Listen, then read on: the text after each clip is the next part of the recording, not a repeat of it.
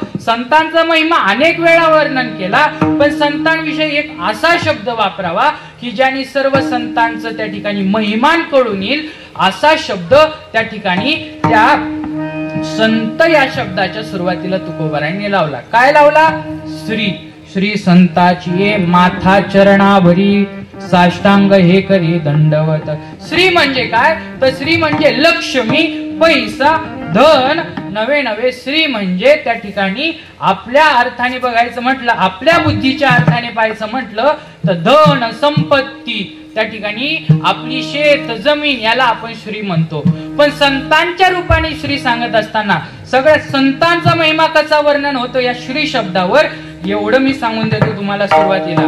तर त्या ठिकाणी श्री हा शब्द का लावला? तर ज्ञानरूपी लक्ष्मीने संत संपन्न आहे म्हणून श्री लावला.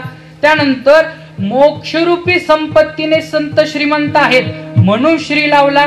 आणि तिसरं कारण असं आहे, जी भक्ती सांगितली जाती, जे नामस्मरण सांगितलं जातं, या नामस्मरणाने संत संपन्न आहे. या नामस्मरण या भक्तिरूपी लक्ष्मीने संत संपन्न आहे म्हणून संतांच्या ठिकाणी श्री लावण्यात गेला. म्हणून श्री संताची माथा चरणाभरी साष्टांग हे करी दंडवत.